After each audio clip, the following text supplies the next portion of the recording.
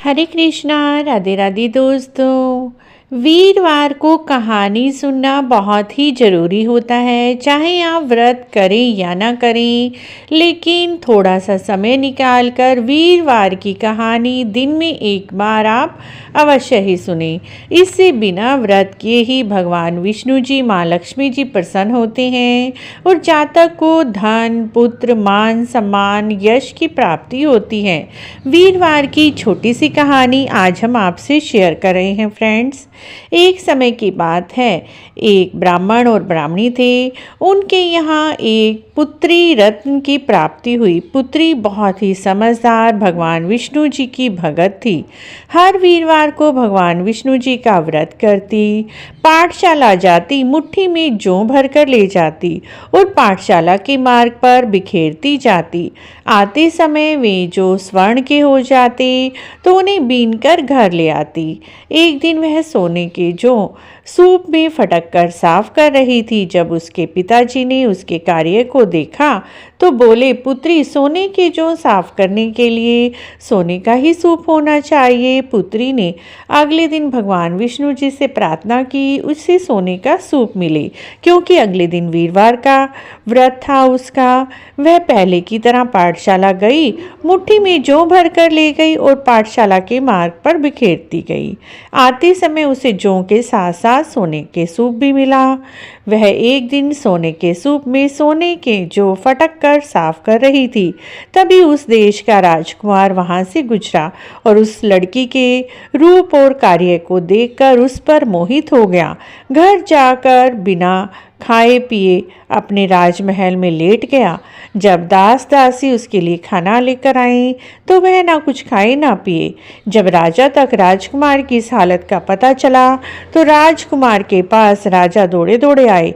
बोले, पुत्र, तुम्हें किस चीज़ की कमी है? क्या तुम्हें चाहिए वो हमें बताओ, हम अवश्य ही तुम्हारी इच्छा पूरी करेंगे। तब राजकुमार ने कहा, राजा जी, हम तो उसी लड़की से विवाह करेंगे जो सोने के सूप में सोने के जौ साफ कर रही थी। तब राजा जी ने कहा, तुम ही उसके घर का पता बता दो, हम अवश्य ही तुम्हारा विवाह उस लड़की से करा देंगे। राजकुमार ने उस कन्या के घर का पता बता दिया। राजकुमार और राजा के दूत उस ब्राह्मण के घर पहुंचे और उसकी पुत्री का हाथ अपने राजकुमार के लिए मांगा। ब्राह्मण देवता बड़े ही प्रसन्न हुए।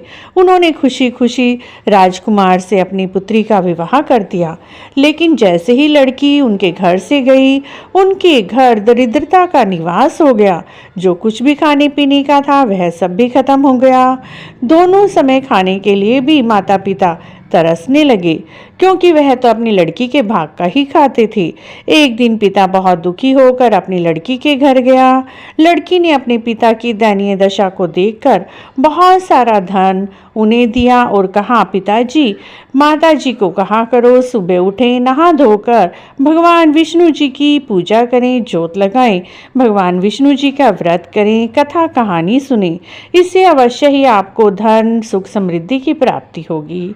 पिता अपने घर गए और अपनी पत्नी को समझाने लगा, सुबह उठा करो, नहा धोकर पूजा पाठ किया करो।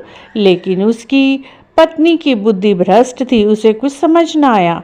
वह सुबह उठती, बिना नहाए धोए ही खाना शुरू कर देती, ना पूजा करती ना पाठ करती। थोड़े दिन तो जो पुत्री ने उन्हें धन दिया था बहुत सुख से बीते।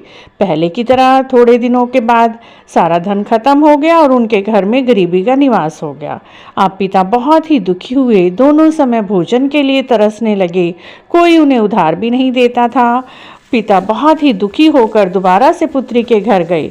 अब की बार पुत्री ने कहा, पिताजी, आप माताजी को मेरे पास ले आए, मैं माताजी को समझा दूंगी कैसे धन की प्राप्ति होती है। पिता उसकी माँ को लेकर उसकी पुत्री के घर गए। पुत्री अपनी माता को समझाने लगी, लेकिन माता की बुद्धि में कुछ नहीं आया। उसने सुबह पुत्री के बच्चों की जूठन को खाकर अपना काम शुरू किया। तब पुत्री को एक दिन बहुत ही गुस्सा आया।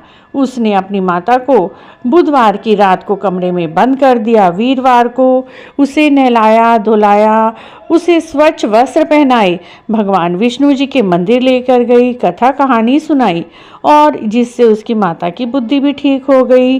अब वह भी हर रोज भगवान विष्णु जी की पूजा करने लगी। हर वीरवार की कहानी सुनती, केले की जड़ में जल सींचती, गुड़ चने से भगवान विष्णु जी की पूजा करती। इससे भगवान विष्णु जी माँ लक्ष्मी जी प्रसन्न हुए और उनके माता पिता के घर में भी धन दौलत और पुत्र की प्राप्ति हुई।